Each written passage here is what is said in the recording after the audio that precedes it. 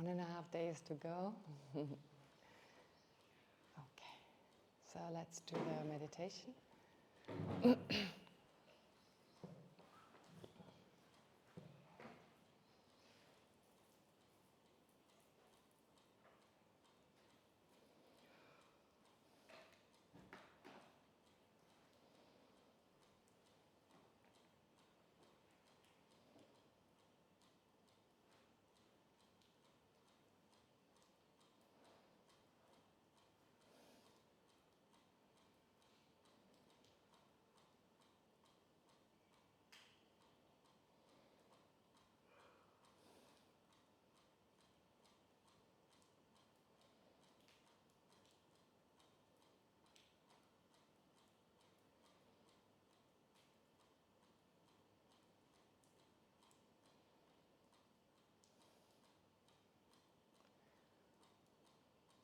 Then as your object of refuge, visualize in the space in front of you Buddha Shakyamuni, representing your own future Buddha, that is yourself as an enlightened being.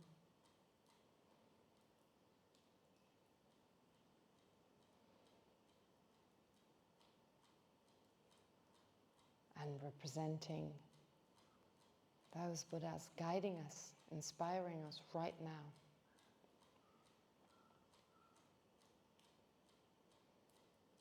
In the form of different beings like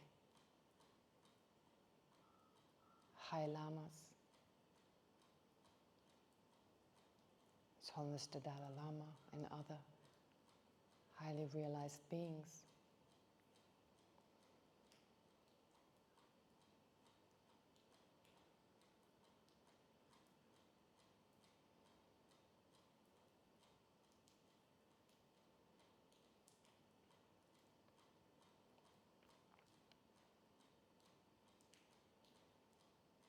In that way, the Buddha in front of you represents Buddha, Dhamma, and Sangha.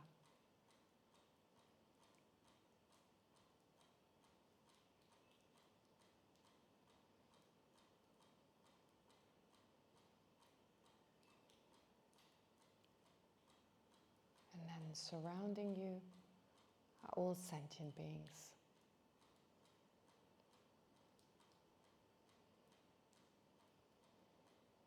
Quietly seated around us.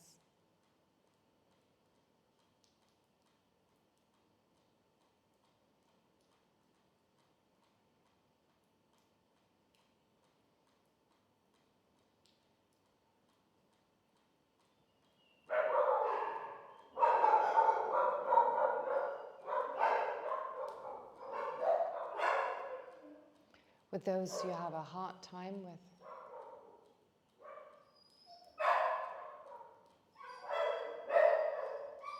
who you don't like or who don't like you, right in front of you.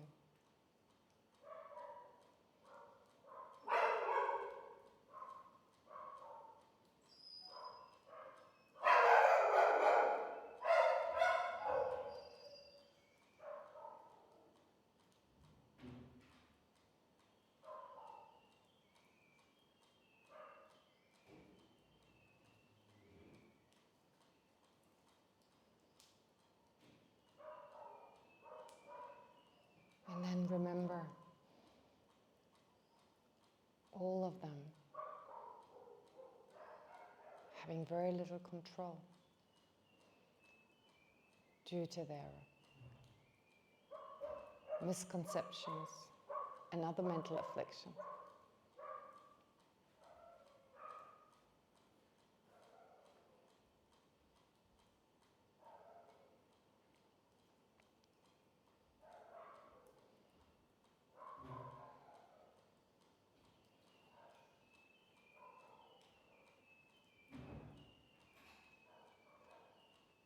While at the same time inseparably linked to us.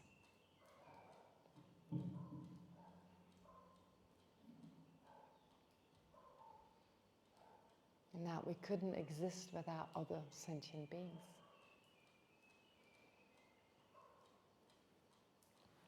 And with our well-being dependent on their well-being.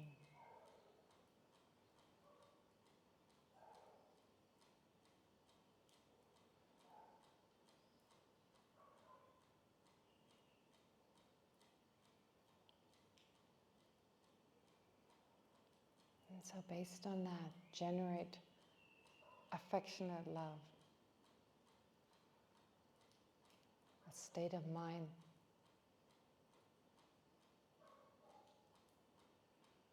that feels a gentle closeness and a sincere affection towards all sentient beings, finding them endearing and lovable.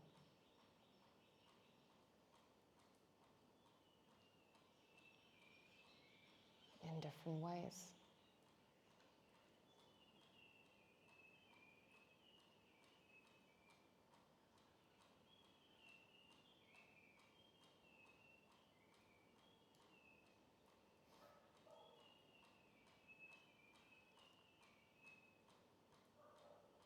Try to really feel that in your heart.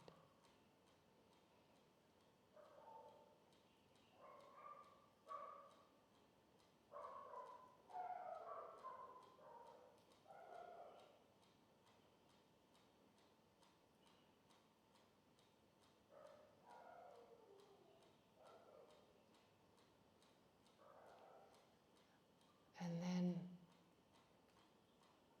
generate great compassion by focusing on all sentient beings and their suffering, wishing them to be free from all these dissatisfactory states along with their causes, and wishing to help them achieve that, achieve their liberation from any samsaric experience and its causes.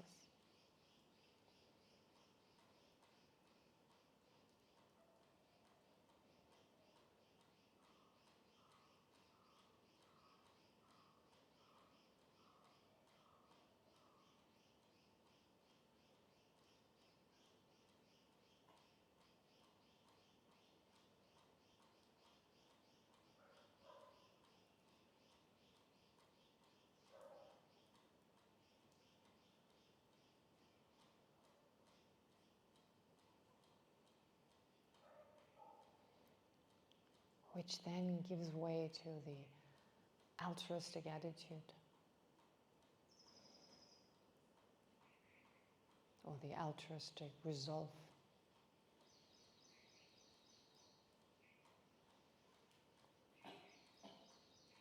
That full of courage and inner strength is now determined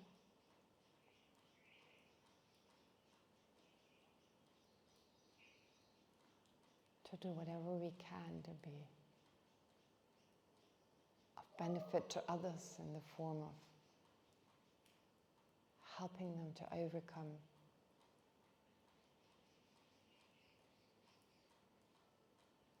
karma, afflictions, and their resulting sufferings.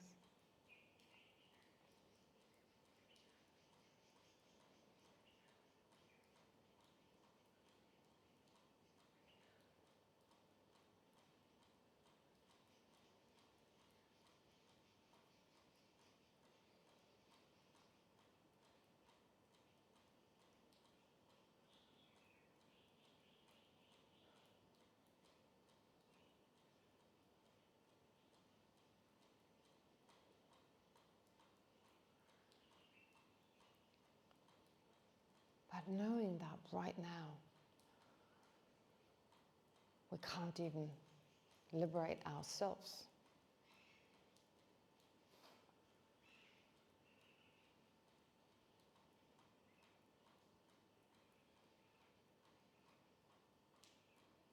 Therefore, generate bodhicitta that is based on great compassion, the altruistic resolve,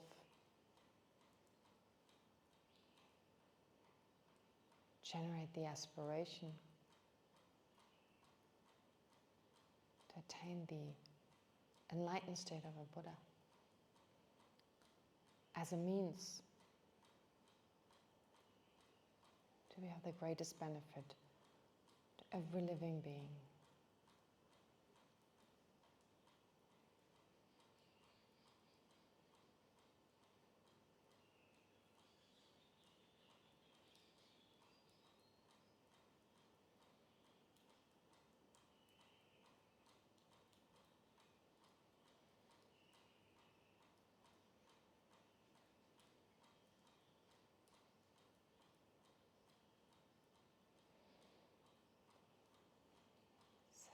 This motivation, holding on to it while focusing still on the object of refuge, let's recite the prayer. I go for refuge until I'm enlightened in the Buddha, Dharma, and the Supreme Assembly, by the two accumulations created by practicing generosity and the other perfections. May I attain Buddhahood in order to benefit all sentient beings. I go for refuge until I'm enlightened in the Buddha, Dharma, and the Supreme Assembly. By the two accumulations created by practicing generosity and the other perfections, may I attain Buddhahood in order to benefit all sentient beings. I go for refuge until I'm enlightened in the Buddha, Dharma, and the Supreme Assembly. By the two accumulations created by practicing generosity and the other perfections, may I attain Buddhahood in order to benefit all sentient beings.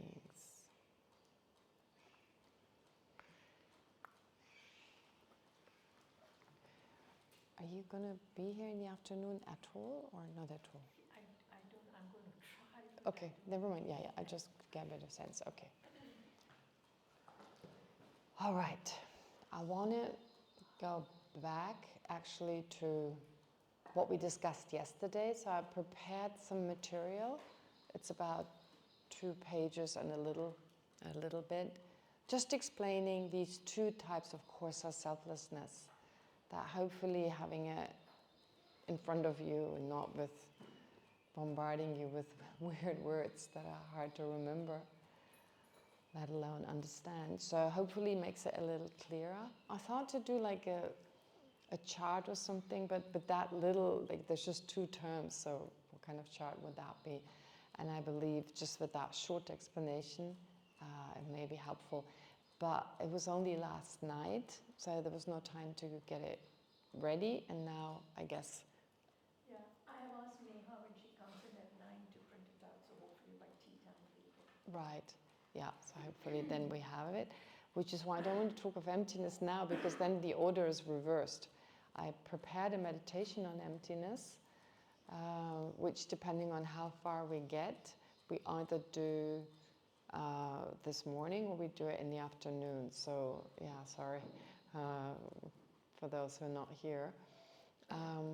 But also we'll do some meditation on compassion, because there's still something to cover that we haven't discussed. I guess from the meditation, the way we do it now in the morning, it's clear how you have this affectionate love, which we have to generate. And it's fake, of course it's fake. In that moment, we try our best just to feel it. Is it really hard to feel it? I mean, it's like all sentient beings, like an abstract. It's not like those who bug us all the time or whatever. I mean, surely we visualize those in front of us, that helps. And in the safe space of meditation, I think we can all do it. And it's all about faking it until you're making it. We know it's not really happening, but again, I think I said it before, we train our mind, we train our brain, and anything that you do long enough becomes easier. I mean, again, with the brain, your brain doesn't know whether you're actually feeling that or not. You generate that feeling, and the parts of your brain become active that usually become active when you have that feeling, which in turn makes it easier then to generate again next time, until slowly it turns into something sincere. Think back of the gymnast who couldn't do this particular complicated movement, and as she thought about it again and again, in her mind she visualized she was doing it, training her brain to then do it in actuality. So it all works. Taking neuroscience, taking psychology, taking Buddhism, combining them, it makes perfect sense. I mean, where do our negative habits come from? We're familiarized with them. We spend sometimes months and maybe years being around amicable people, like people who don't make us angry, so we don't get angry, right? For some reason, nothing triggers our anger, and our habit goes down. We no longer become easily angry. We are more likely to stay calm. Or if we do certain practices, it works the same way. And then one day, we just lose it, and it may even feel good in the moment. Maybe we suppressed a little bit before, so then it comes up stronger. And we'll notice then that the time after that, it becomes even easier again to get angry. And that tendency of the mind, that ability of the mind to habituate, can be used to our advantage in doing these practices again and again, which is why meditation in Tibetan, the meaning of meditation is to familiarize. That's what meditation means, to familiarize. Whether it is focusing the mind single-pointedly on one object and then familiarizing it with that concentrative state, or, which is even more effective in terms of making changes through the mind, doing analytical meditation. Again and again, familiarizing ourselves with certain states of mind. Okay, so this morning, what we did this morning was some analysis, but it's hopefully also through the habit of having done it before, it becomes easier to trigger that feeling. And then go through these three minds. You have affectionate love. First you need closeness. We automatically have this closeness towards ourselves. We feel close towards, like I said in the very beginning, the mental consciousness labels I on the basis of mind or body, this entity right now that is karmically linked for as long as I won't die. It labels I, and it labels others, and then, so we don't blame labeling, but through our habit since beginning this time basically, the I then perceives that I to exist more than being just labeled, as if there was some real entity there. And there are different forms of that. There may be a very subtle form in which it imagines there to be a self, which is just, there's something there, for lack of a better word really. If I were to find that I, right, that I, there's no real sense what that I means, but there is an I. And if I were to search for it long enough, I wouldn't find body or mind, but I would find actually the I. I would find something there. It's because the I is not body and mind, and yeah, so really there's something there that is not just label. There's something there. That's the subtlest version. From there then, at times it may seem that I is not just something findable, but it's something very specific. It's this owner. It's this owner, controller, utilizing of mind and body that is very active in owning, controlling, and utilizing this body. And mind, mind and body. It utilizes both body and mind. It's very active in that. So it's impermanent. It must be impermanent. It's therefore made up at least of temporal parts, an earlier moment, a later moment, and so forth. So it's not permanent, it's not partless. But it's this owner, controller, and utilizer of mind and body. It's like it takes on a whole, like a whole life on its own. But that's still an innate sense. It's still innate. We're born with that at times it feels as if that previously kind of just findable I, whatever way we believe it to exist, now we believe to be this owner, etc. And then if we add kind of our understanding of this world and our intellectual basically knowledge of everything going on around us, and we know a lot, of course, we may come even to the conclusion that that I, that controller, that previously we saw as interconnected to mind and body, is even totally separate from mind and body, right? That's the second type of grasping at a self-sufficient, substantially existent I. But this time we separate it from mind and body as if it existed separately. Like you could remove mind and body and be left with the self. Or you could even change with another person's mind and body, another person's self, as in like your self enters another person's mind and body, as if that was even possible. But that is not an innate sense of a self.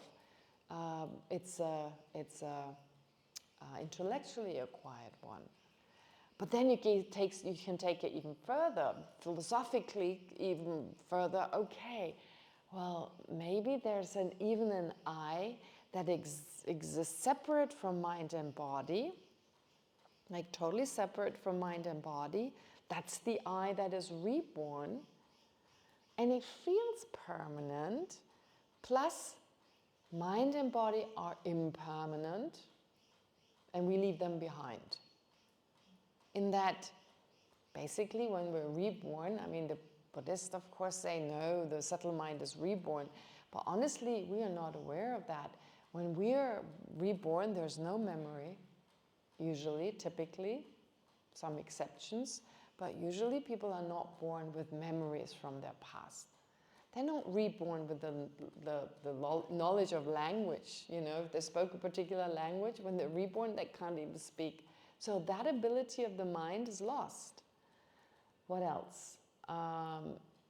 If what they utilized to learn the language was a very coarse mind, which is in the case as ordinary beings, it's just that coarse mind, and that is pretty much dependent on the brain, and we lose that by losing the brain.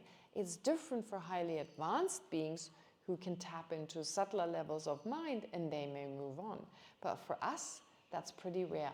And the only exception, usually for people who remember past lives, there was a sudden death.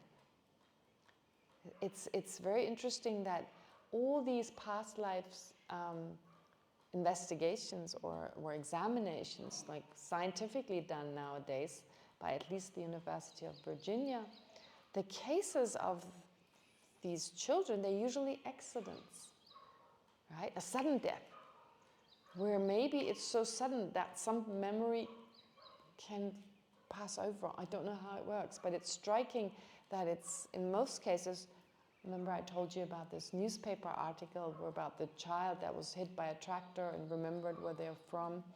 The best story is from Sri Lanka about a girl who was reborn in a family, and since she was very young, she always talked about she lived before. She insisted that she had lived before, and not just until the age of 5 or 6, far beyond that. So she kept saying, I come from this different family. She knew so much about this family. I don't think it was Ian Stevenson, also someone researching, maybe from Denmark or something, I forget now. They did this research, they investigated, went there, and with the family, they visited this other family with her parents. And she always talked about making incense. So it was actually a family that produced incense, and she could identify everyone. She knew who this person was now, who used to be her younger sister, now was her older sister, and she was killed she was killed by a bus. She was killed by a bus, and the parts that were crushed, she even had some marks where the bus rolled over her and apparently crushed her rib cage, so in such a way that it pierced her lungs and she suffocated. So you could still see the marks. And she asked them, what happened to this and this kind of incense? And they said, oh, we stopped producing it. And it's like the family totally accepted it. She knew things that it was impossible, that anyone else would know that. So it's a very, very fascinating story. I'm reminded also of another case of a boy this time. I think he was born to parents from Hawaii or Hong Kong. No, it's Hawaii, I think. So their father had actually died. Maybe I told you the story. The father of the husband had actually died. He had drowned.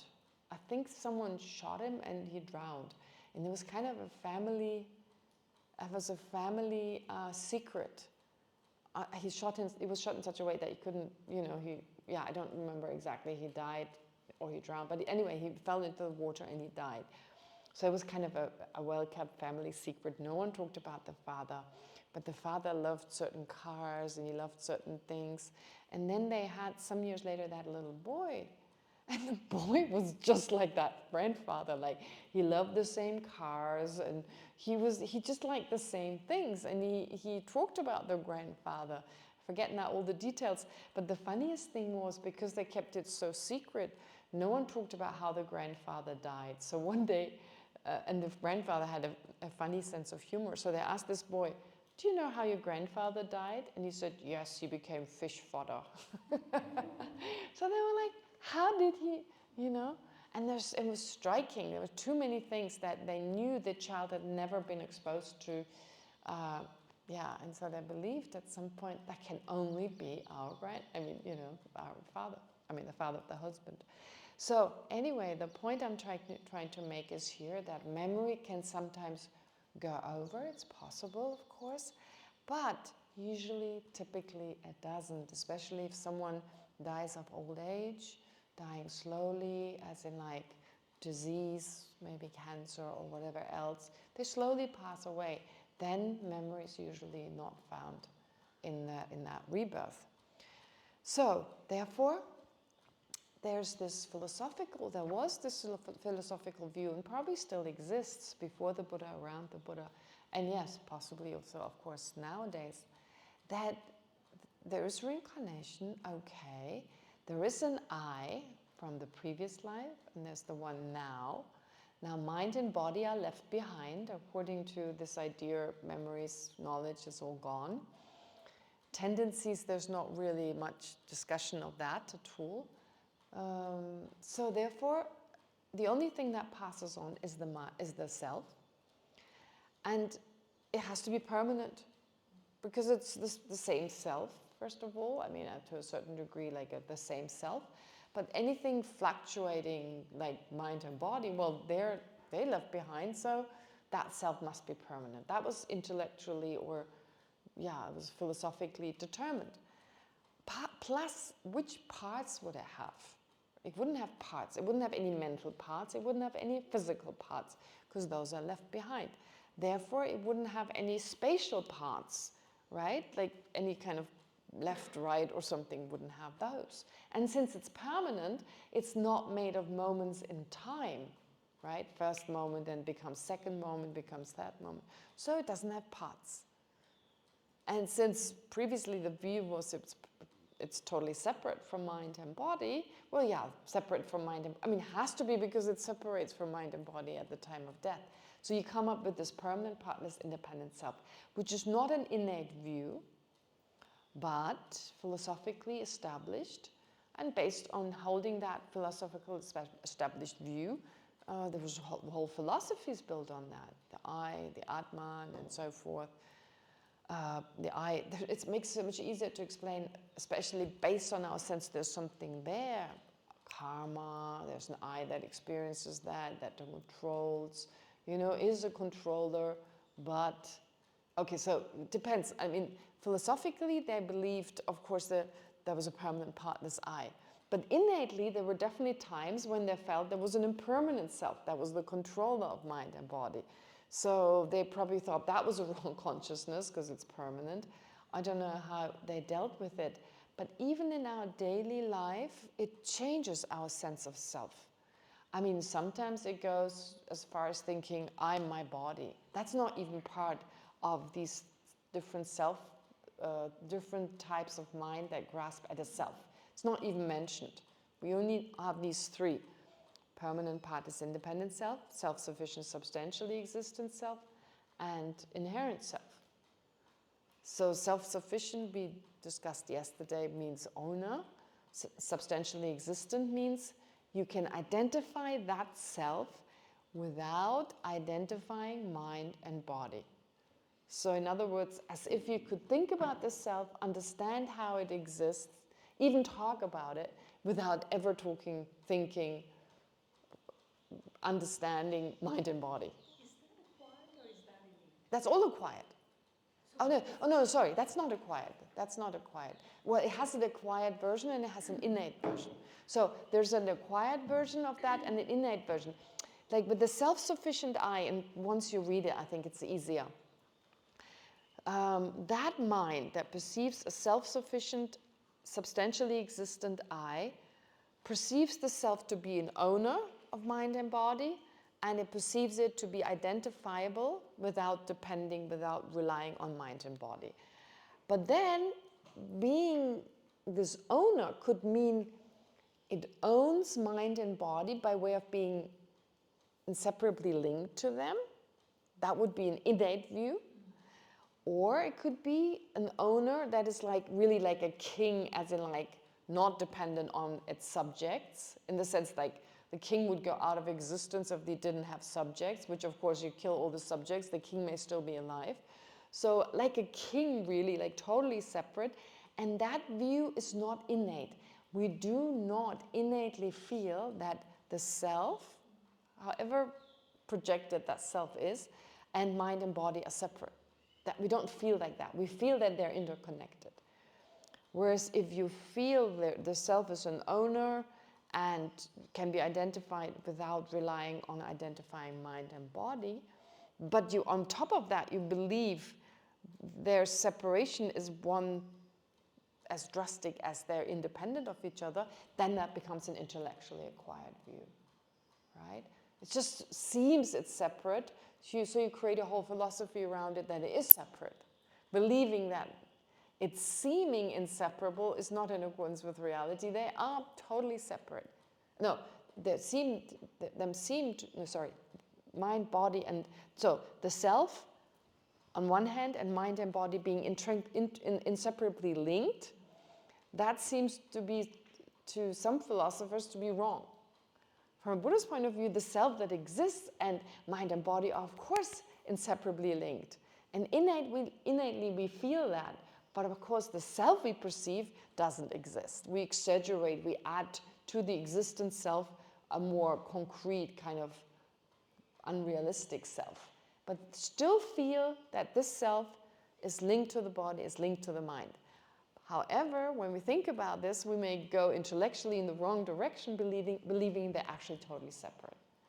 And then you have Sigmund Freud with the 3 types of separate egos and so forth, or the soul in Christianity, or, you know. Here, these are not even mentioned. Yes, yes. So what is the self that has karmic imprints? The self that has come. Okay, that's the... Like there's an I, there's a self that is like... That's the boss. Yeah. No, I mean, that self doesn't exist in the first place. So what about karmic imprints? Well, we say the conventionally existent I, the merely labeled I, has the imprints, but when you dig deeper, they're with the mental consciousness. Actually, we label the I on the basis of the mental consciousness. For instance, when the mental consciousness thinks, we say, I think. Really what's doing the thinking in that moment is the mental consciousness. So when I think I'm thinking, right? Actually, my mental consciousness labels I on the basis of my mental consciousness doing it. So just thinking I in that moment. There's no separate I. It feels like it. My mind is thinking, and there's an owner that's also thinking.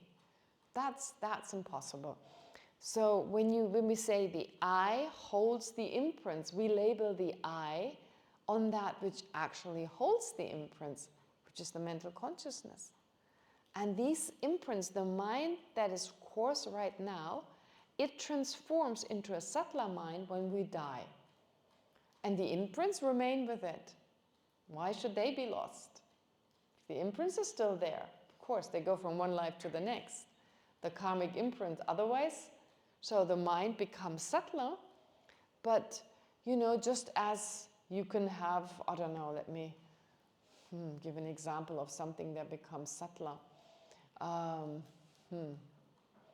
off the top of my head, something that is very visible at first and becomes less visible later on. So let's say, for instance, this pillar, okay? This pillar, in the right kind of light, I can see all the dirt on it, and well, it doesn't have dirt, but let's say it was a dirty pillar. So all the dirt on it with that pillar is right now coarse, from the point of, coarse, I use the word coarse in the sense of being able to perceive it, being obvious. So when I switch on the light, right, it becomes subtler from my perspective, because I can no longer perceive it. But the dirt remains. Yeah? So it's just a material example, and it doesn't really, nothing changes, the pillar remains the same. Versus the mind, when it becomes subtler, it's of course not the light being switched off. Trying to think of another example, becoming transparent, for instance. When something, like something turns transparent, whereas before it had certain colors. Muddy water that then can change. Muddy water, no, that's because then the mud still needs to be there. So it needs to be something that becomes part of a particular object, and whether that object is coarser or subtler. Yeah, I can't think of something right now. Something changes structure in a certain way that it's harder for us to perceive it. However, its characteristics, they may remain. Do you have an example? Yeah, I was thinking of one a little bit. So maybe you're a person going through life and you're constantly seeing maybe the bad in others, like what are their bad intentions? And then this is a different kind of metaphor, but as you're experiencing more loving kindness and compassion, you're able to kind of see the good in all these things, but their negative qualities are still there. This is a different analogy, but just because you practice all this loving kindness, it's still there, it's just more subtle. It's kind of an opposite example, but you're just seeing. No, that's just how we. Yeah. Well, yeah.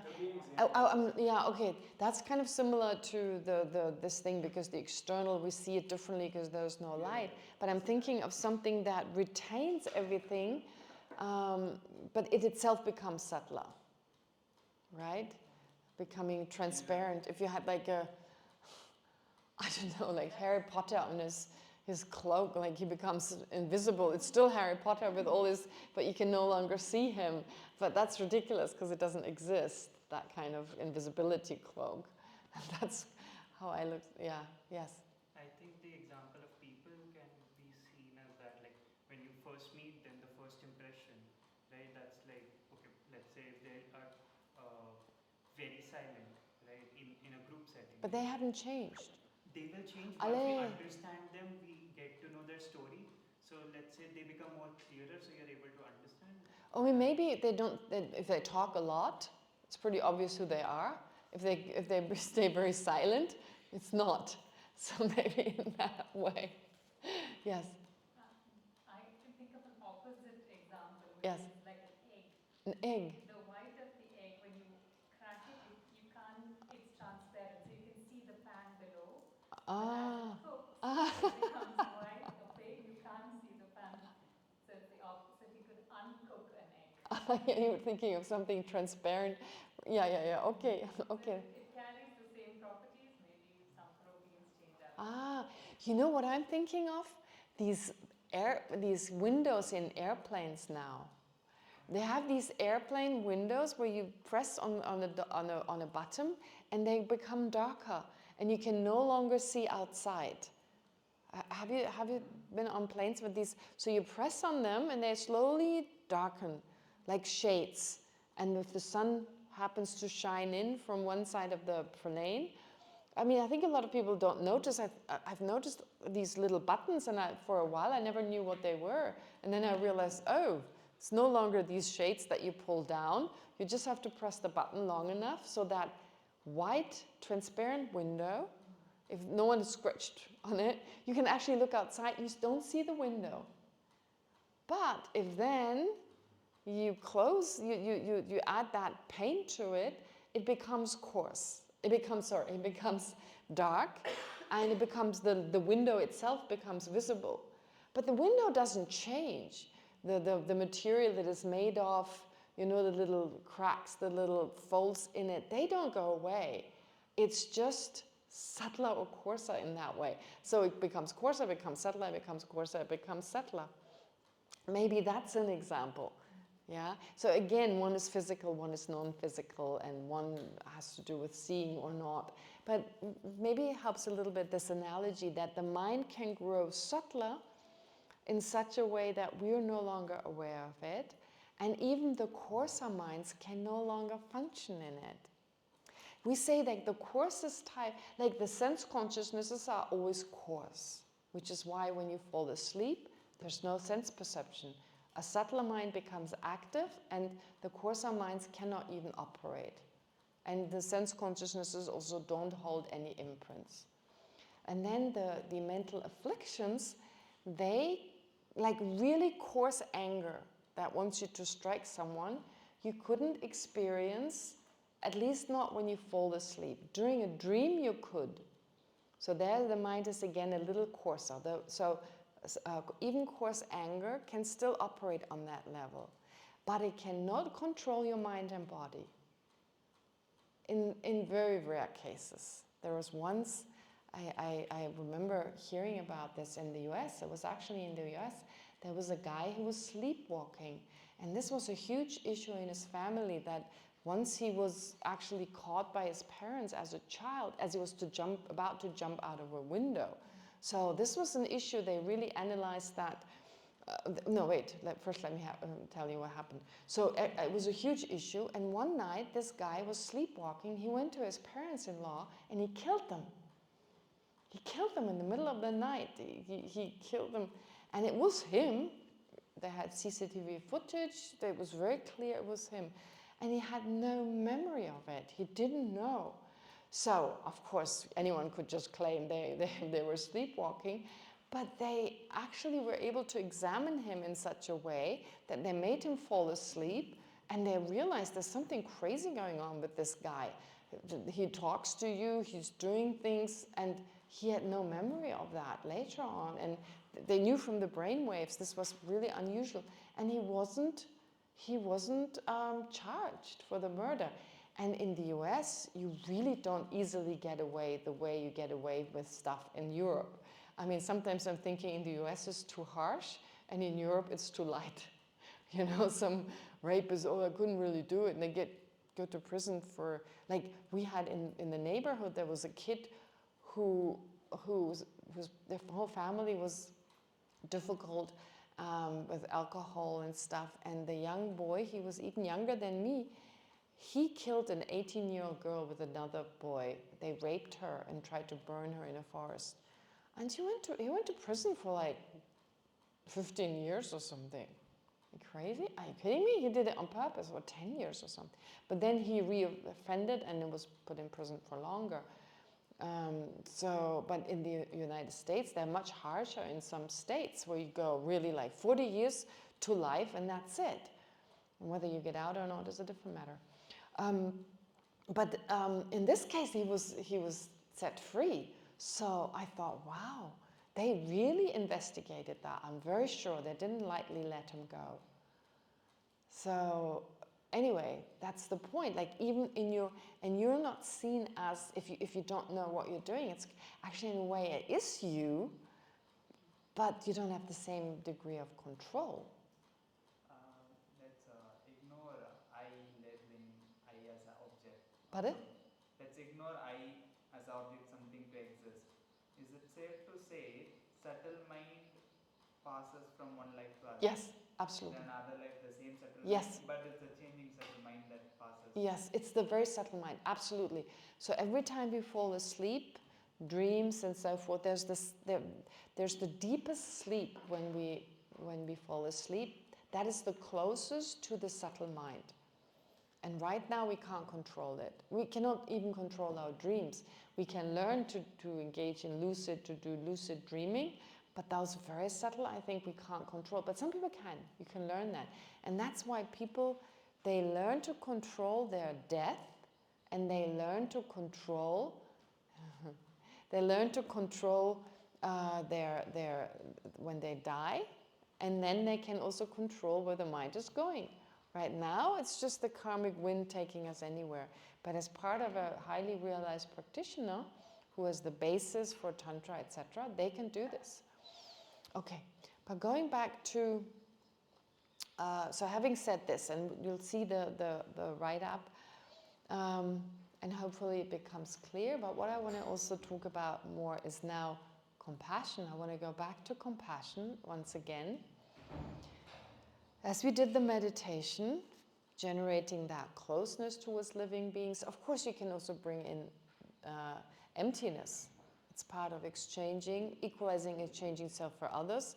They're equally important, other sentient beings, because I and others is just a matter of perspective, really. We even went into emotion or sensations in the body. If you feel this is yours, this is the I, if it's involved, there's pain, versus not identifying with it, it's different, which seems pretty counter our experience. But yeah, well, there's definitely some experiments with the dummy. You feel the pain when you believe that this is your body, etc. So it's quite fascinating, that area, and it needs more examination. But the point is that whatever it is, of course the way thinking all sentient beings have been our mothers, equalizing and exchanging self with others, and of course emptiness being part of that. At some point we are able to develop this closeness towards ourselves in the same way, all sentient beings feeling as close to our mind as the I feels close. The I feels naturally close, and so we naturally have affection for the I. It's close to my mind. Therefore, I want it to be free from suffering. Very normal. You don't need to train that. We have it naturally. But with sentient beings, when you bring them closer, and of course, just ordinarily, when it's our children, it's very close. They're a part of us. It's very close. There's affection, and we want them to be happy. So here you do that same movement. The problem is with children, you can get attached to them, but you can't get attached to all sentient beings. That's again where afflictions are limited. And I don't think a mother, although she can love her children equally, I think it's more likely she's attached more to some than to others. I don't think she's equally, so attachment doesn't hold that strength. It's not rooted in reality, so you cannot equally be attached to everyone. So loving all sentient beings is possible, but having attachment for all sentient beings isn't. So don't worry that you end up being not just attached to the I, but you end up being attached to all sentient beings. It's not going to happen. It's interestingly really not going to happen. Yeah, that's an interesting phenomenon, isn't it? Love can spread. You have 10 children, you have 15 children. You can equally love them, want them to be happy, but you would want some to be around you more often than others, depending on how they make you feel, determining how strong your attachment is for them. Or you want them to achieve something because you know they'll succeed and it gives you a better standing in society, whereas another child, you believe they may not be as successful. So you still love them, you want them to be happy, etc. It's more attachment, and we mistake attachment for love a lot. Yeah? Like, I love you, like, the romantic kind of I love you. Sometimes it means I love you, I want you to be happy. Sometimes it means I can't live without you, make me happy. And I guess if we were romantically involved in someone, we'd be really unhappy if they weren't attached, right? It would be like if they just loved us, that would be, no, we wouldn't want that. It's like, we want them to be jealous when we talk to someone else. We want them to miss us when we're not around, right? But the best relationships are the ones where there's the least of that type of attachment, because the stronger it is, the more the person who has attachment wants to control you, wants to control your every movement. I'm going to the stop. Don't go, I can miss you. Oh, I would find that so annoying, right? And of course, saying, oh, you go away, I'll miss you, that's nice, but don't stop me from going. Yeah. So the thing is, it's interesting in these relationships how far we would really want them to be attached to us, but there's a certain degree. Let me do whatever I want, but still think you can't live without me. That's the right kind for the ego. I'm so important to them, more important than anyone else. Okay, but I can do whatever I want. How is even that possible? Like we have like a certain kind of solution to the right amount. But usually it's always mixed. It's always mixed, yes. In our last retreat, we spoke about this a little bit. And so I have a lot of friends in the polyamorous community, which you don't know that word, it means dating multiple people. And I think you could craft a strong argument that Buddhism would actually support that more, because there's so much attachment around in monogamous relationships around, oh yeah, go in a healthy one, go and do whatever you want, but don't hook up with other people, right? And that possessiveness around the physical connection actually can be extended outside of that. So you have ethical non-monogamy, where I want you to be happy, right? It's all loving kindness towards that person. And if for you that means going and cuddling someone else, spending a weekend, and even to the most extreme, sex and physical connection, it's actually possessive.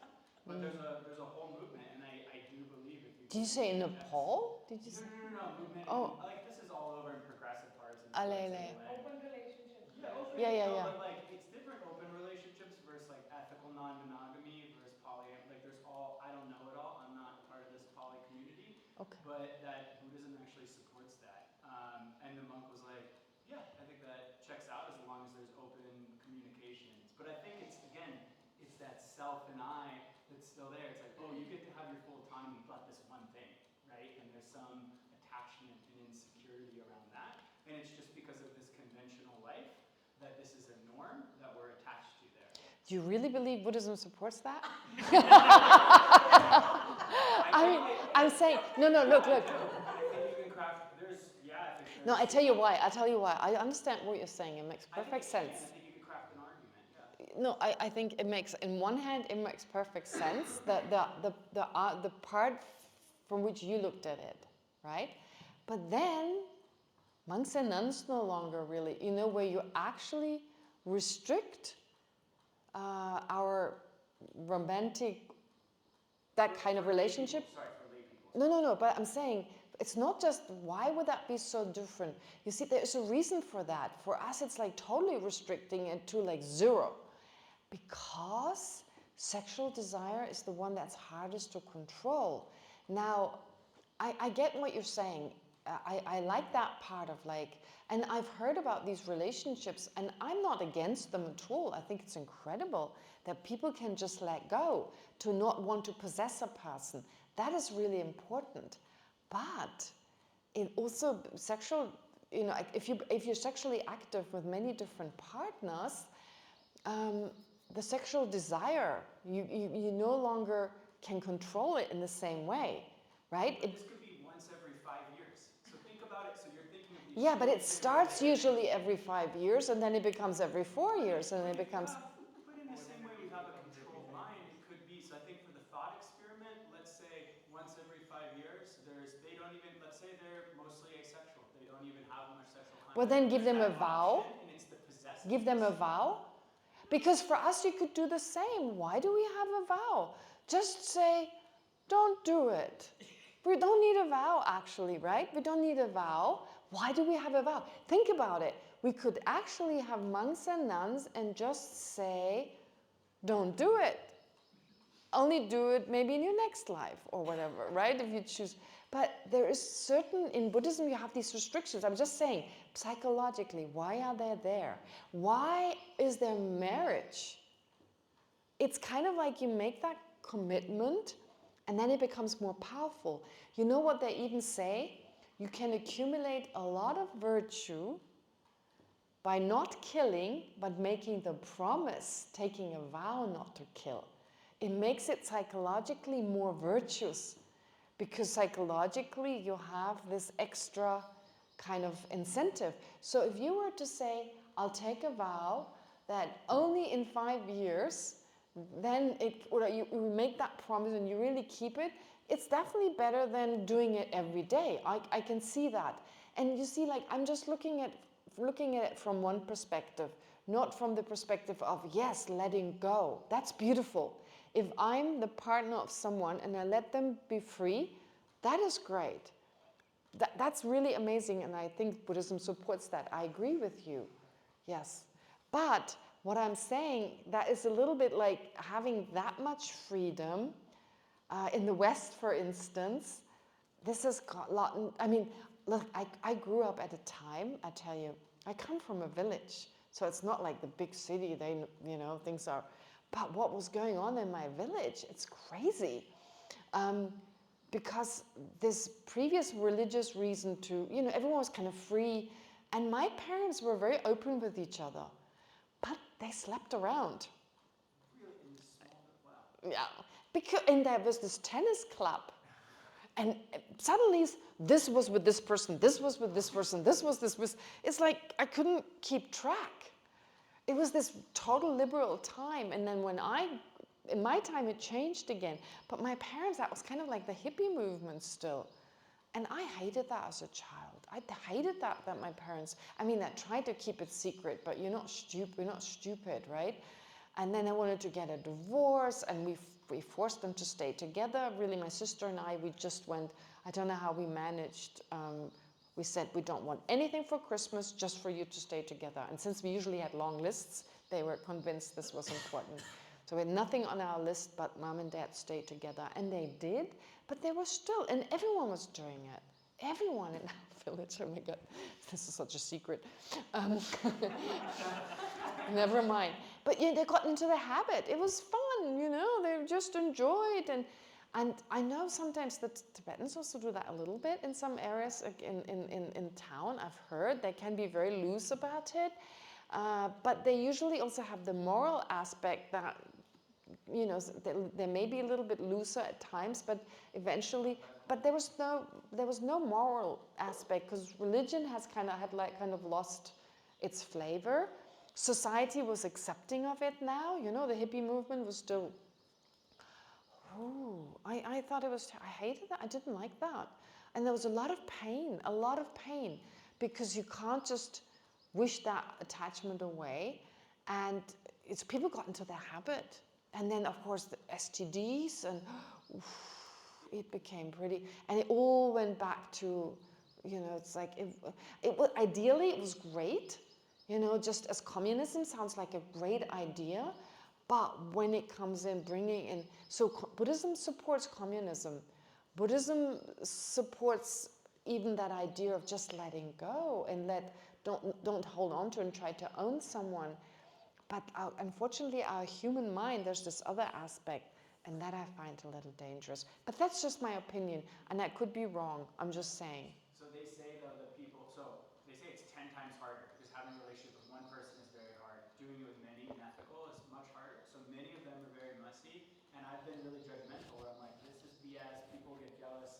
But my roommates, who are poly, they really seem to figure it out, and there's so much radical honesty, and it's like I've really come to admire it, where it's like I feel like monogamous couples have an opportunity to learn from some of the poly communication, because they are fully transparent. There's no lying. If they found one of their coworkers attractive, they share that with their partner. Yes.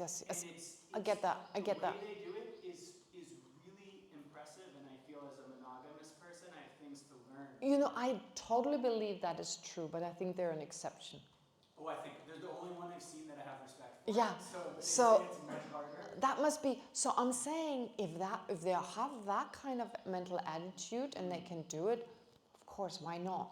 But the majority is not like, yeah. For sure. That's why I'm saying, yeah, I wouldn't encourage it, but I believe that to be true. I know some people that are really, they never lie, they're honest about anything, and they don't hold onto other, you know, like even if they're in a relationship. I once actually, there was a lady here, a couple that was very much part of the community in McLeodganj. I'm not even going to use their nationality, never mind. So they were really sweet, the two of them. And they had been together for many years. They were practicing very intensely the Dharma. And then he met another woman from a totally different cultural background. They were European, but it was an Asian background. He fell head over heels in love with this woman. And now his partner for so many years, I don't even know whether they were married, but his partner for so many years, she said, okay, this is the opportunity to practice the Dharma. Easily said, difficult to be, to do. Oh my God, I went to translate for her, for some lamas, other people talked to her. She was crying, she was so upset, but she said, I have to let him go. I have to practice. So she lost a lot of weight, she was really unhappy, but the one thing she didn't do was, please stay. She said, okay, if that makes you happy, I'll let you go. And it was heartbreaking seeing her. She was really suffering. But she really put into practice. She really did. And in the end, she also, when he started this relationship with this woman, she said, please be honest. He first kept it secret, but then he became honest about it. I said, please talk about it. It's hard for me. I tell you how I feel, but I wanted practice, and so I let you go. That part was admirable, because I know a lot of Dharma practitioners, when it comes down to that, no, that's the limit, because that attachment is too strong. And it is mixed with, of course, the non-Platonic aspect of the relationship, but it's more than that, not being able to let them go. And she worked with it, and in the end, he was honest, and he said, I want to be with her, and she said, okay. She helped to pack his bag, not in like throwing everything in. No, in this really kind of supportive way. She did, and she let him go. She took him to the bus station. They said goodbye. And guess what? He was with her for a while. She wasn't that kind of practitioner. And he was back with his old wife sooner or later. Because where do you find... So I thought, wow, that's a good lesson. That she really showed she loved him, that she did everything she could to work with her attachment and focus on his well-being. He didn't find that in that other woman, so they were together a few months. He came back and said, sorry, made a mistake, and now they're back together. She could even accept him back because they were open, they were honest, they were, I thought that was such a beautiful example. This is how it can be, but she was suffering. I used to tell this story as in like, yeah, she just let go and made it sound too easy. And my friend once said, but you remember it wasn't that easy. And I said, okay, I have to adjust that, maybe add a little bit more detail that she really was suffering and lost a lot of weight and crying. I went to but she still did it. Yeah, okay. I want to say one more thing. Yeah. Everyone will find this interesting. In some of the Pali, the Pali is like perfect communication, right? And it's full transparency. Pali? So polyamorous, which means... I thought the Pali tradition. Oh, polyamorous, yes, okay. Sorry, I misheard. Polyamorous tradition, yeah. So poly as in many, amorous love, yeah, okay. Mm-hmm. So in some of them, though, the physical connection with other partners, as long as there's position openness, is okay. Yeah. But emotional is off limits. So they view actually the emotional connection and like love as something that would be off limits or something that would need to be discussed first. So there's all of this. So they actually value and are maybe more attached in some instances to deep eye contact, love, right? And it's just a physical thing. So it really it's just a turns physical Western thing. conventional things upside down, and they view that as much more sacred I than see. maybe cuddling or kissing or all the things that Okay, I see.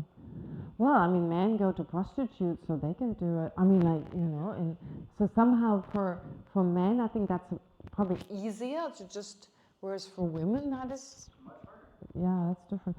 Okay, no, don't apologize. It's fine. it's again one of these examples. You have things like polyamorous. I mean, this is for me a very new thing. I heard about it, I read about it, and I was like, what? Because like being still like with my parents, not liking that, and it's not why I become a nun, by the way. You know, like people like go, Oh, psychologically, she must have. No. There are other nuns whose parents were perfectly well together. So anyway, no. But what I'm trying to say is that it's important to bring the Dharma in every situation in life, and even into extreme situations. So, you know, how does it work? Yes. How do you explain adopting child? how do I explain adopting a child? What do you mean? How do I explain it? Explain as in like from a karmic point of view, or how it happens, Or just whether that's in accordance with the Dharma. Like we can develop kind of attachment or loving from any. Oh yes, I think we can generate attachment towards. I mean, even I've heard of cases, you know, like there's this bond that happens when you give birth, like to a child. Then there's this bond. There's this time when that attachment grows stronger. But I think it can happen even, especially when you get a child like who's a baby. there's also that bonding happening apparently. Like you get it, and then suddenly these hormones start, you know, like dopamine and so forth. They start getting active, and you generate great happiness Seeing this child for, I mean, the father anyway, if he's not there during the birth, he gets handed this child. So they have a kind of more of a distance traditionally. If they're there during the birth, it's different. But still, then it develops. And I could imagine even when the child is already older. you could develop that. I mean, we all have mother instincts or father Instincts, we all have them. You call it father instinct if it's a man and mother instincts if it's a woman, but I think it's pretty similar. And it's like, even sometimes when you're in a situation, let's say you, I don't know how this Image comes to me like riding on a train and there's an accident and everyone is unconscious except you and that child. And you take in that child, it becomes your responsibility. it's almost like an instinctive thing. You become their mother, right? You look after their mother, you look after that child as if it was yours. I can imagine even myself not ever wanting to have children, or at least since a certain time, not wanting to have children. As a child, I thought I'll have children one day. But when I became a nun in particular, that thought was out of the window. But still, I can feel myself. Sometimes you see a child in the middle of the street, lost their mom, And I go, oh, I drop everything and I want to help that child. I think that's a biological instinct we have. and if you really want a child, and you cannot have your own Child, or you can. but you know, there's so many children suffering. How can I bear this, that there's a child without Parents, when I could actually give them a home, and I'm not terribly, it doesn't have to be my biological child. Sometimes it feels strongly has to be that. then I think it's totally possible. It's beautiful. It's important that, of course, the parents can love this child in the same way they would love their biological child, because otherwise the Child really, may get damaged, not feeling loved, especially especially if then biological children are born. But I think it's beautiful. I thought once, because of my parents doing what they did, I thought, well, maybe I'm not my father's child. It's a little hard because we look so similar. So really, it's I know. But even if I wasn't sure, I came to the conclusion, I don't care. I really don't care, because it's him being who he was since we were little. If we have the same DNA and we were not the same.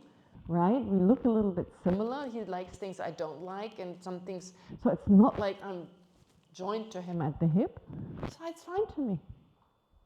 But still there is more achievement that a mother that they want the DNA connection, you know. Yeah, that's just I guess it's biological.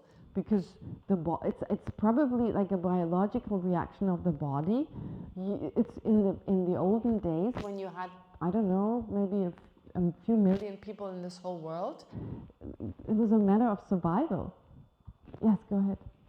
Just to say that I have 2 children. Yes. One is biological and one is adopted. Oh, interesting. And sorry, can I ask you this? Is it the same? Do you feel towards them exactly the same way? I don't know, if you don't want to talk about it, don't. They're different people. They're different people. So I But you love them equal, like, no, don't, that's too personal, sorry. That is interesting. I can't think in that way. I can't think, do I love one more? But you do everything the same, you treat them the same. No, they're different kids. They're different kids. They have different needs. Yeah. Okay. No, when I said treat them the same, you're a mother to both of them, yeah. Okay, that answers the question. I don't mean if one likes to do swimming, the other one has to also swim. No, not in that way. I think just personality-wise, they're very different. And Yeah. of course, the adopted child, my daughter, Yeah. has a lot of questions and She knows she's adopted. she makes drawings of her biological parents. Okay.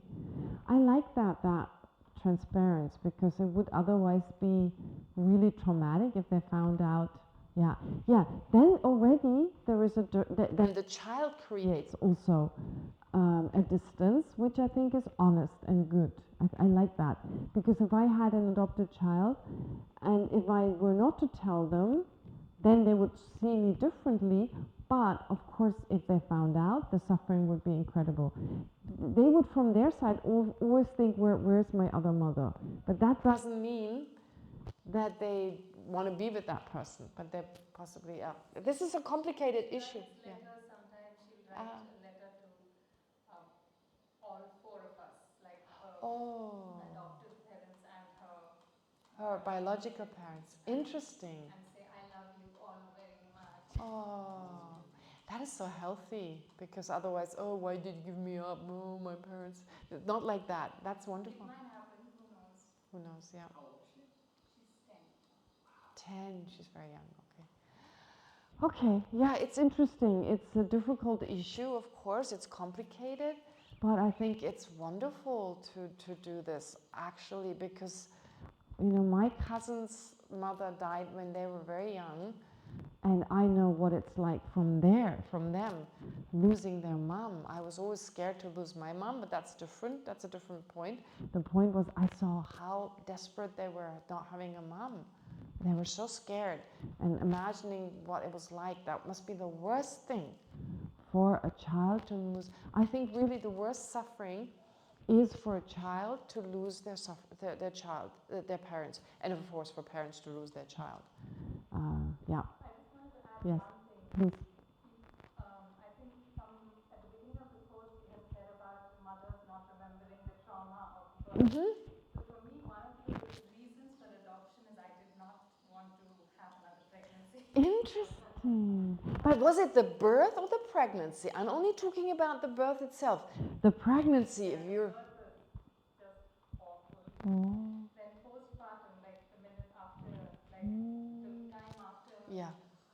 Messy. It was horrible. Okay, I get that. Okay. And so having a child without having to go through all that Yeah. was actually relieving. I get that. Interesting. Yeah, well, I guess not everyone is the same, right? I mean, I know some people get terribly sick in the beginning of pregnancies, and like they're violently sick for a month, and that you remember. Yeah, so I think what I read somewhere, I don't even know it's true, that usually that process, it's kind of like just a distant memory or not the physical memory, but that's just during birth itself. And then afterwards, if you're, postpartum depression, that's terrible. Oh, postpartum depression, that's so mean of nature, because that's when you need to be there. I'm thinking, that doesn't make sense that you would have that, because you have that child, now you need to if you're depressed, how are you going to do it? That is pretty hard. I mean, being a mom. Okay. Okay, but there were other, okay. It was just messy and I get that. Okay, yeah, and not everyone is the same. Not everyone is the same. of course it's important to not generalize. Yeah. Yeah. I can raise a question, you can raise if you want to write over it with the class. Go ahead. Go ahead. So I'm just confused now. Does what Tyler was saying, doesn't it, from the Buddhist point of view, doesn't it come as a sexual misconduct if somebody is a practicing Buddhist? Isn't it one of the vows to have no sexual misconduct? If you've taken the vow to not engage in sexual misconduct, well, it depends on how you interpret the vow. Not to have sexual contact with other than one person. But it's not really so much about that. It's about not engaging in sexual activity that hurt others. Hurt yourself and others. So unprotected sex would fall into that category, even though no one minds that you're doing it, but you could, contract a dangerous disease. That would also be harming yourself. And especially in the olden days, there were diseases that were potentially very dangerous. And they were just because of desire, right? And then secondly, traditionally people lived in societies, if you have children, people had children. To then polyamorous can be a little bit, once you have children, are they happy with it? Maybe. Well, they may not be, take that into consideration, but mainly your partner. And the partner of the other person. That now, if your partner is fine with it, if your partner, in that little community you have, everyone is fine, but now you fall in love with someone who's a couple and their partner is deeply unhappy and their children, that's again sexual misconduct. Yeah, so I have a more conservative way of looking at it, just with one person, but that is not necessarily harmful, right? It always depends, but we don't know oftentimes. So when it's safer, we're just safer. Depending on the external conditions, Yeah. Let's say there are 3 people involved and all 3 say, oh no, we are fine, but then what usually people say and what you think is very different, right? Yeah, be an example also to other people. You may actually be an example to other people in such a way that they think, oh, I can do the same thing. That sounds like fun. So being a good example to others the way they were to you. But if someone else sees that and kind of emulate that and it totally gets it wrong, not fully understanding it and creating, that's also because this is a powerful force. This kind of sexual desire is very, very powerful. So I find that still, I agree with you. It could actually, but I don't, so sorry. I'm sorry. I know you've got a good point and you've got definitely an argument and you can debate about this, but let's not debate it here. Different perspective. It depends on the environment. It depends on so many factors. We can't generalize. Okay, let's agree on that.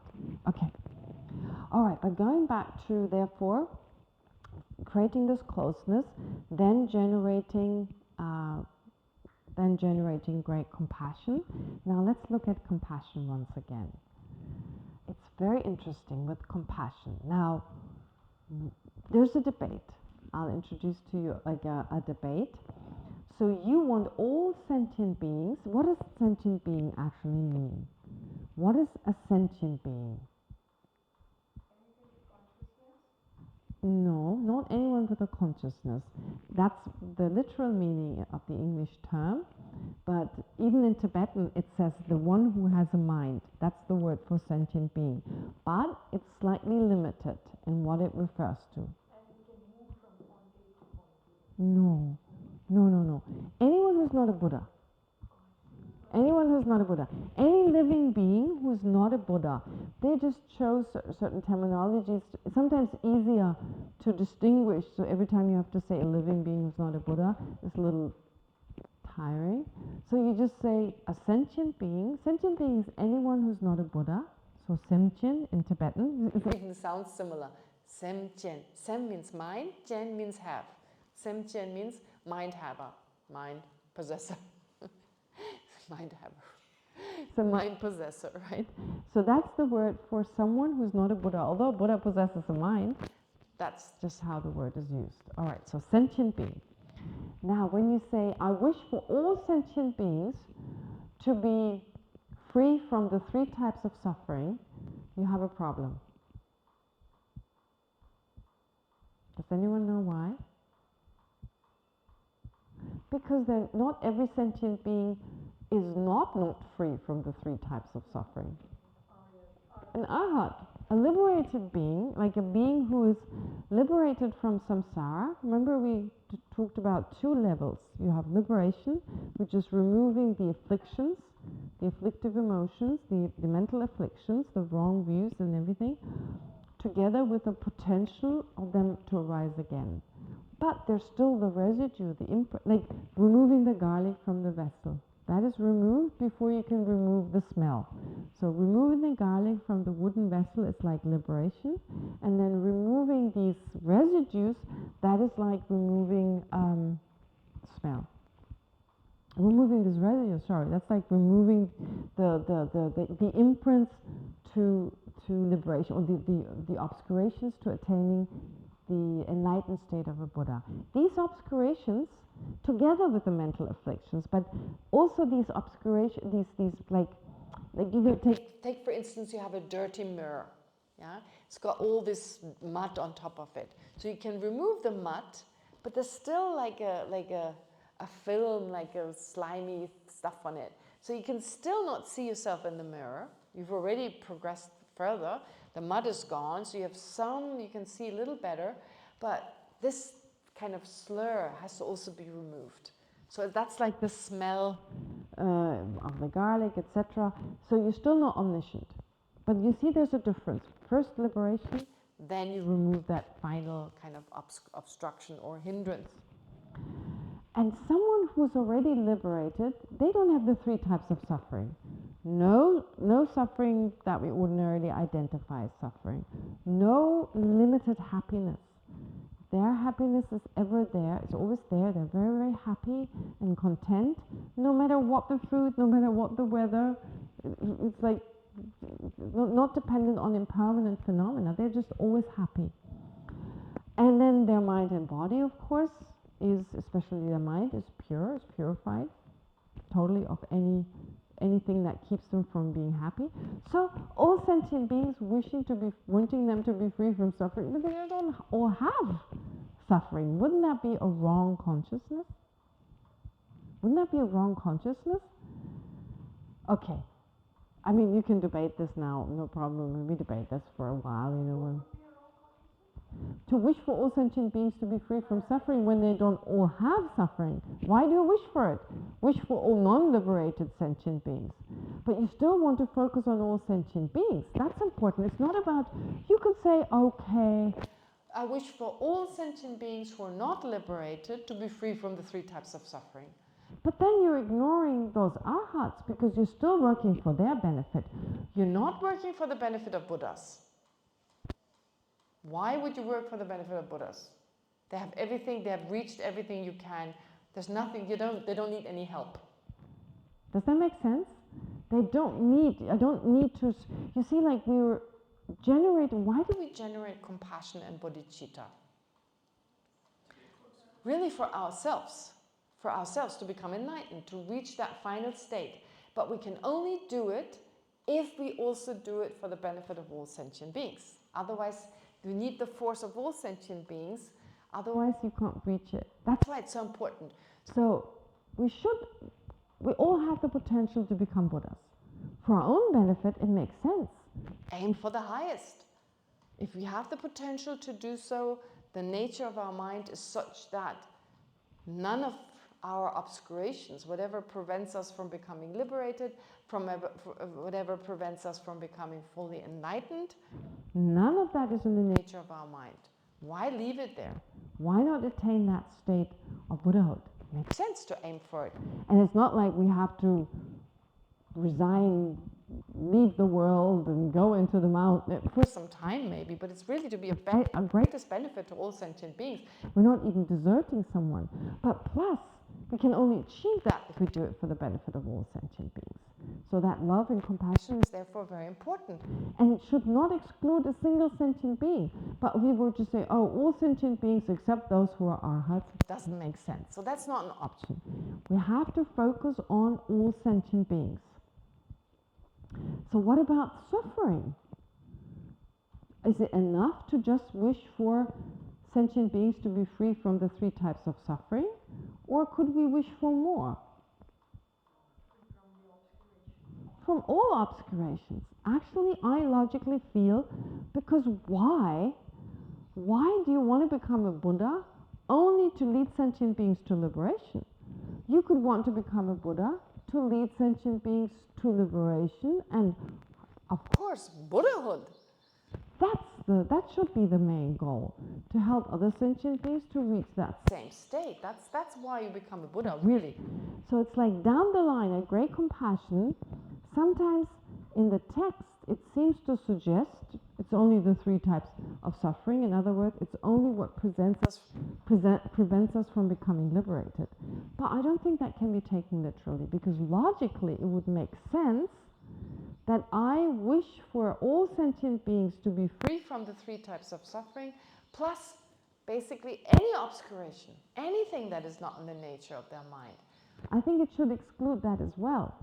Of course, if temporarily some sentient beings who are not yet liberated only want to become liberated, I help them in that way, and then hopefully one day I help them to also become fully enlightened, because everyone will eventually. Some may opt temporarily only for liberation. They find enlightenment is too overwhelming, so they choose a different goal for the time being, or even believe they will never become enlightened. That doesn't mean they will not. But I believe that this great compassion, first of all, that it doesn't become a weird mind, like all sentient beings free from the 3 types of suffering, when some are already. The 3 types of suffering, and more importantly, all obscurations.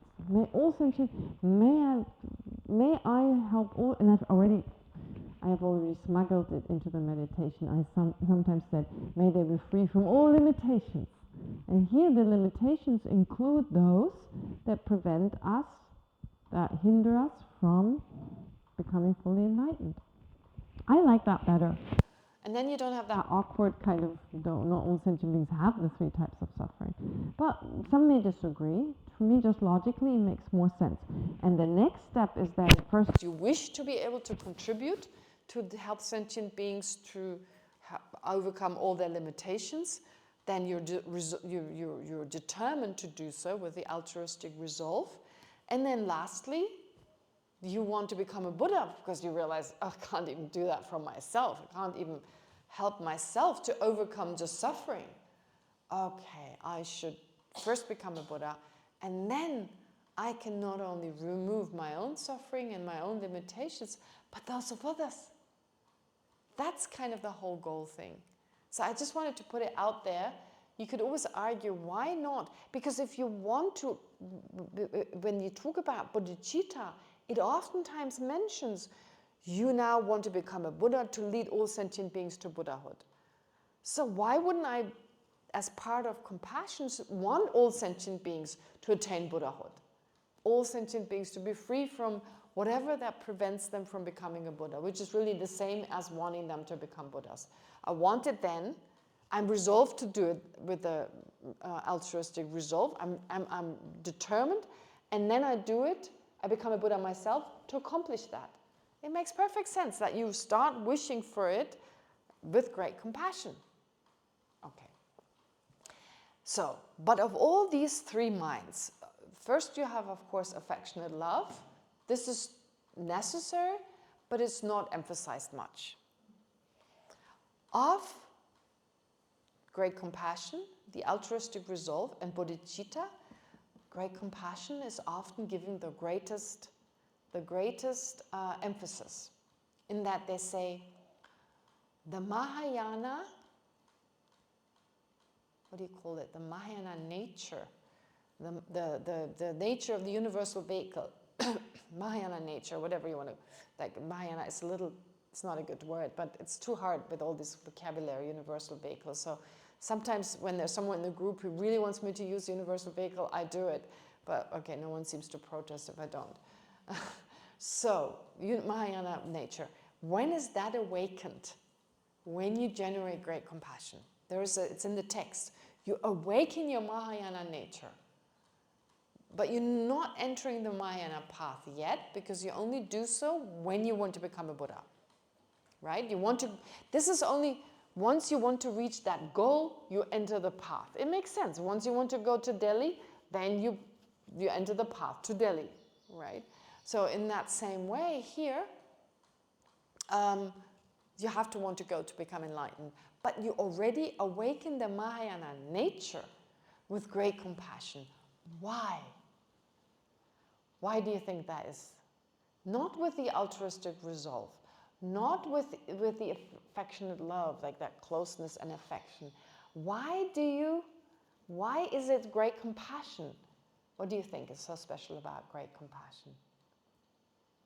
Because it extends to all sentient beings. But so did before, like affectionate love extends also to all sentient beings, right? Finding all sentient beings endearing, caring for all sentient beings, yes? You want to participate in their, Contributing to that. That is definitely a point, yes. So you want to contribute. You take on that personal responsibility to a certain degree. I guess you could say that, but even without that, some people say, usually we're always obsessed over our own suffering. Our suffering, my suffering, my suffering, my suffering. So we have no problem with that. But there we turn around this focus. Now it's everyone else's suffering. Everyone else is suffering. So we kind of went 180 degree, right? It was always I, me, and mine, my suffering. So now it's the suffering, and not just ordinary suffering, everyone's suffering.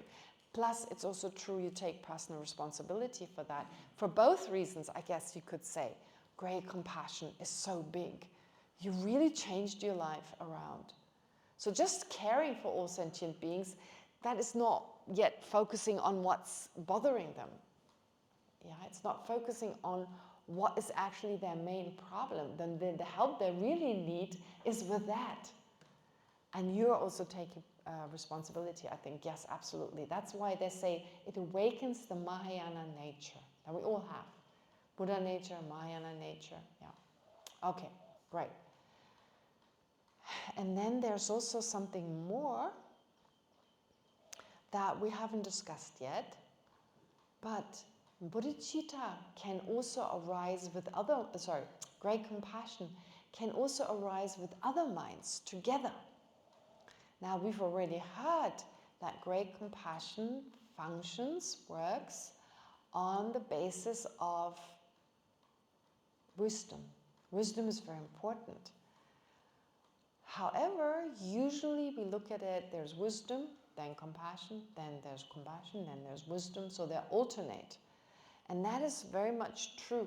You see, there's something that our mind can't do because of our obscurations, is, for instance, look at how phenomena exist, like, for instance, have one mind knowing how they exist and realizing their emptiness at the same time. You can't do that unless you're a Buddha. One mind that experiences the fact that phenomena exist conventionally, they're labeled, and at the same time knowing they don't exist inherently. With one mind, you can't know that explicitly, as in like you can directly experience both. You can only look at it from one perspective, as long as you're a sentient being. That's one limit we have. A Buddha can, of course. And secondly, usually as ordinary people, when we have wisdom, we don't have compassion. When we have compassion, we don't have wisdom, right? One mind, very difficult to do both. In Tantra, so that's one is method, one is wisdom. In Tantra, not only can you have two minds simultaneously, which you can have in sutra as well, in the sutric teachings as well, but only on a certain level. But you can have one mind that is both method and wisdom. In Tantra, you have both. So that's also one of the reasons why it's so special, that you can have the method side and the wisdom side in one mind. Right now, we cannot have a mind that realizes how phenomena really exist and at the same time has compassion for all sentient beings. Impossible. In fact, even right now, if I were to ask you, think about emptiness and have compassion at the same time, that's different. One is a rational mind, one is an emotional mind. That seems impossible to just have them simultaneously. But in the sutric system, you can have a mind realizing emptiness and compassion at the same time. That is possible, but it takes time. For an Arya being, so somebody who has directly realized emptiness? No, not directly. Not directly. Directly, no. Directly realizing emptiness is impossible to have bodhicitta, even for an Arya. That's impossible. Because you're totally absorbed into just emptiness. And no other mind can function. This is when you experience emptiness. I want to talk about how the realization of emptiness is actually beneficial. I want to say a little bit more about that. I'm wondering whether I should do it this afternoon, but that's, you'll miss out. Then tomorrow morning, I don't know whether we have enough time. Tomorrow morning, So tomorrow morning from 8:30 to the break? That's only an hour and a half. 10:30, yeah. 10:30. Can we have until 10:30? Sure, 2 hours. 2 hours. Can we? Yeah, is that okay? That's our last session. So in 2 hours, I think I can manage. Yeah, I can manage in 2 hours. I'll give you the entire path. But no, it's really not the nitty-gritty details. You don't know them. But you understand how the mind realizing emptiness is like a vacuum cleaner. But that's a direct realization. It's an absorption into emptiness. You can't meditate on emptiness, on anything else in that And moment. so in the post-meditative equipoise, the person who has realized emptiness directly, when they see sentient beings, they see them differently. Because of course, you see, there is a difference between knowing emptiness. For instance, I give you an example. There's a difference between thinking of your breakfast this morning and tasting it, obviously, right? Experiencing it actively, or in both cases you can know your breakfast. You can know exactly breakfast. One is from memory and one is directly experiencing it. And of course, which one is more vivid, which one is gets much greater sense of it, right? So the same goes for, let's say, the taste of chocolate. If you've never tasted chocolate, if I were to try to explain to you what the taste of chocolate is like, I could never do that. I could never really put into words what the taste of chocolate is like. And you could think about it and meditate on it, have some sense, yes, it's sweet, it's like creamy, or I mean, that's not the taste, that's the way it feels, like the structure. But no, anyway, never mind. So the thing is, unless you experience it directly, you can't really know. Now, when you have things like emptiness, you don't have a sense consciousness that you can just say, okay, like using my tongue consciousness by putting chocolate in my mouth, I now put emptiness in my mouth and I can taste it. It's not going to happen. The sense consciousnesses are limited, although they experience things in a unique way, directly, right? In the present moment, they experience in the present moment what is there with you get the full sense of what chocolate tastes like. Even when you remember the taste of it, it's never the same, right? Remembering it, like even in movies, I love how they describe the difference between a conceptual mind merely remembering versus the actual experience. It's usually black and white or blurry. Have you noticed? Right? Whenever the person, I don't know, the main character remembers something, then it turns into black and white, or it's hazy. Because our memories, these are conceptual. These are conceptual. They don't experience the object directly. There's a representation of, like when I think my mother, an image of my mother appears to my mind, what my mother means to me in a certain moment. Funnily enough, she appears at the door of our old house, opening the door and letting me inside the house. Somehow that's how she appears to me, although she no longer lives there. Or maybe here in McLeodganj, when she came here this year, she was here with me for 3 weeks, she sat on the bed, you know, like this image appears to my mind. And through that, I can know my mother. But she doesn't appear directly to me, because for my sense consciousness, she would have to be here right now. You see? So if I think of my breakfast, I can't do this right now, not because the breakfast is too far away, but because it's not there any longer. So it needs to be in a certain proximity when it comes to sense objects. There needs to be a certain proximity, right? I mean, my breakfast needs to go into my mouth to know my breakfast. Seeing it is just seeing the color and shape. That's not knowing breakfast. But actually the taste, that's my actual breakfast. That needs to be as close as it can be, that is in my mouth. Even holding it in my hand is not enough to know the taste of my breakfast. So therefore, a certain proximity for sights and sounds, of course, that's different. It can be further away. However, still a certain proximity needs to be given, and it has to exist in the present time.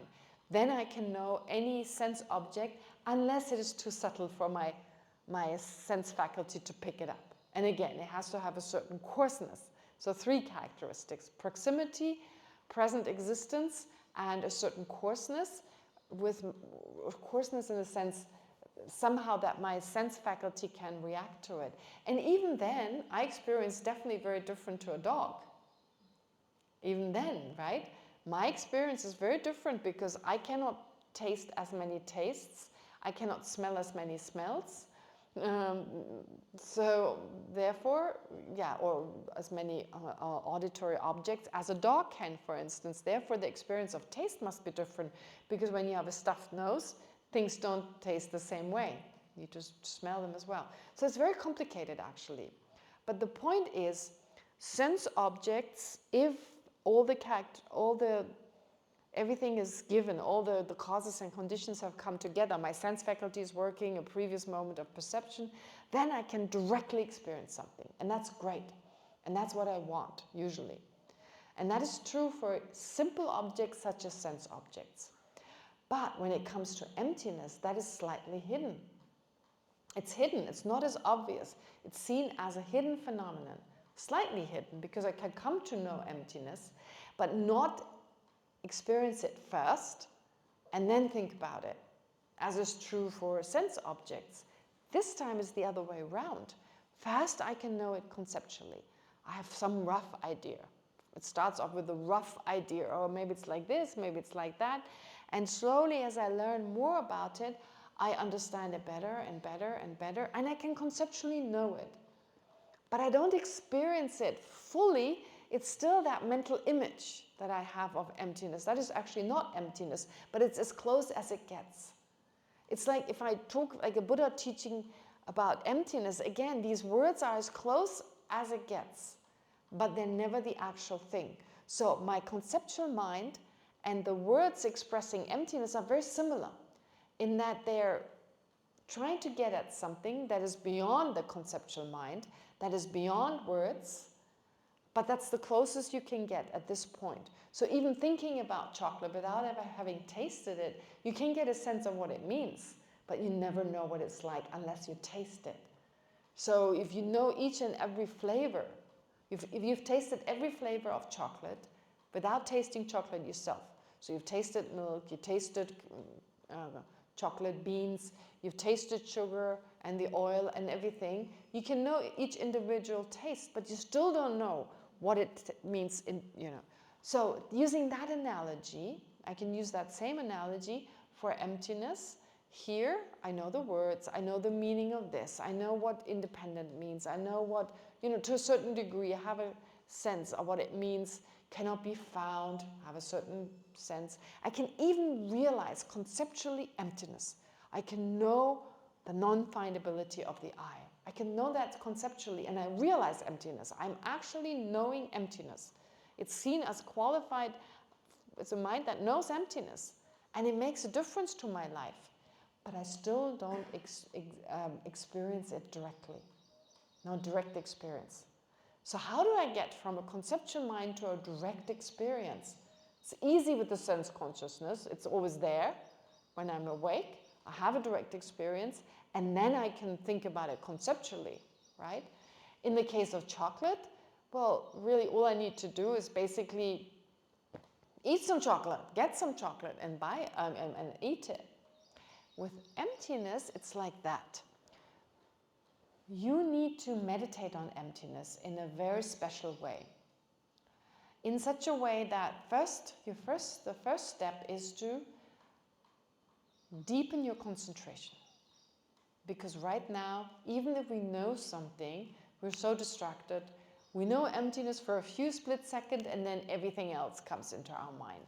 So the mind, you see, the thing is this. I said before, the mind that realizes emptiness is like a vacuum cleaner.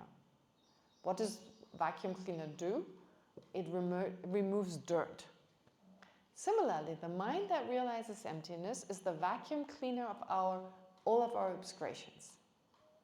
If you have that mind for long enough, these obscurations will disappear.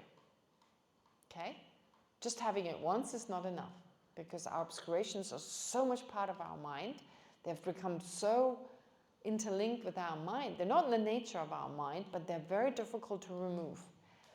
It's different to the cupboard.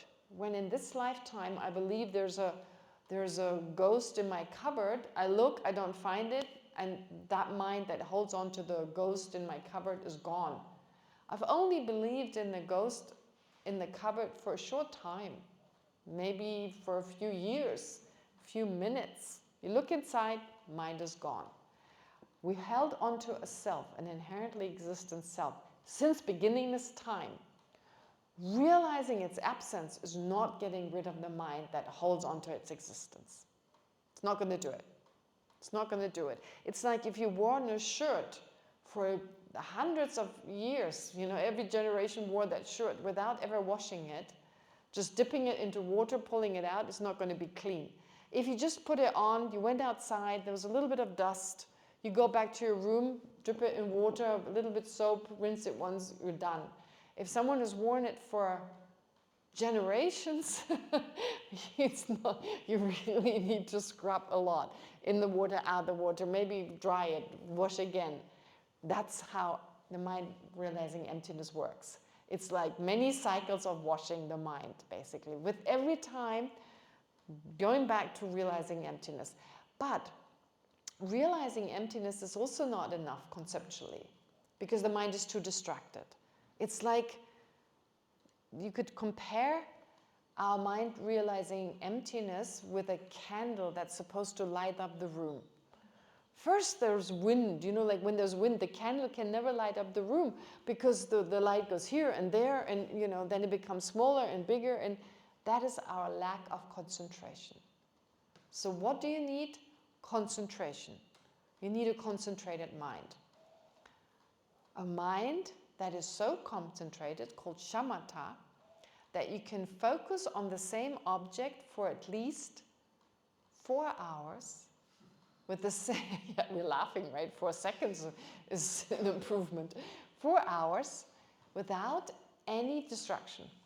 That is with the same clarity, without drowsiness, and without distraction. Seems impossible, right? Yeah, very difficult, especially at this day and age, and it takes a long time. Actually, if you have all the causes and conditions together, you can do it in 6 months, but I think nowadays that's very unrealistic, yeah. And we need actually more analytical meditation at this point, because otherwise our mind is not focused enough to actually do shamatha. Have you done it 4 hours? Pardon? You've done the 4 hours? No way! Are you kidding me? There are very, very, very, very few people in this world who have shamatha. Trust me, very few. And if they have, they don't talk about it. But I'm honest. I'm talking about it. But if they do, they don't say. You know, they don't talk about their realizations. But yes, so they have shamatha. Okay, we have to take a break. Actually, sorry. Can we go? Yeah, we come back after the break. I'll just talk about shamatha. I continue with that, and then the mind realizing emptiness. This part needs to be clear, but I'm not going into the path yet. That I'll do tomorrow. Okay.